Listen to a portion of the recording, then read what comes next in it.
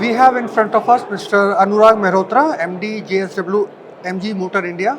Hello, hi. Hello.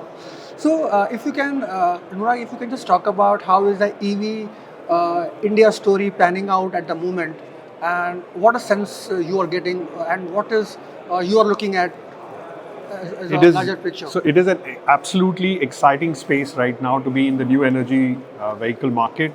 Last year, as all of you had reported, EV penetration was 2.4%. This year, it is already running at 4.7%, which means it's doubled in terms of its size. And today, it is at an inflection point, very similar to where China was in 2020, which was sub 5% penetration or sub 6% penetration. And today, China is at 47% penetration. So India is exactly at the same spot of inflection.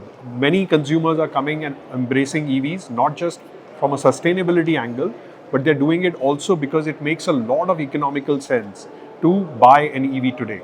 The amount of money that you can save just from fuel savings alone will more than pay up for the entire vehicle's cost over the 6 or 7 year period. Right. So a lot of and these are not restricted to tier 1 cities. You're finding EV adoption is taking place in tier 2, tier 3 cities because consumers are starting to respond to the value proposition that the EVs offer, mainly around the unit economics, which means it's far cheaper to own an EV than to own an ICE product. Talking about making EV cheaper, if you can just also talk about your company's plans for cell localization. You have set a target of 50 GWh by 2030. If you can just provide some glimpse around it, that would be... So right now we are focused on, we have clearly articulated that our playbook is going to be in the new energy space. We want to be a leading automotive brand in the new energy space. Today, already 80% of our sales is coming from EV vehicles. The number one selling EV in the country is Windsor, and it has been so for the last 13 months. So we are very proud that we've been able to bring a product which is loved by over 50,000 customers now in a short span of 12 months. The unlock for us from a profitability standpoint will lie in heavier localization that we can do, and that is the journey that we've started on. So localization will happen across the patch on the product, including the battery pack, which today we have done local assembly in Halol in our factory. If you can also just talk about the capacity for that particular Halol facility, that would be... So the Halol facility has a capacity of about 120,000 units. This year we should finish at about 70,000, which means that we still have some headroom to bring more products in, and that is really what we are focused on.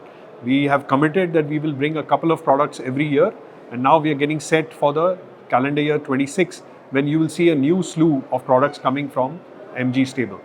One last question from your side. So what is the kind of vision you see for your company over next, say, 4 or 5 years? What kind of growth you're looking at? What kind of localization you're looking at? What kind of the entire ecosystem development you're looking at? Yeah, I think that's a great question. We are clear that we want to be a leading automotive brand in the new energy space. The strengths that we have got from our parents, which is SAIC, huge amount of technology that is available on access to us, and the cost consciousness of JSW, these two parents, the strength of these two parents will allow us to be a profitable organization which will deliver to the value proposition of a new energy vehicle for customers in India. Thank you, Anurag. Thank Thanks you. a lot. Thank you. Thanks a lot. Thank you.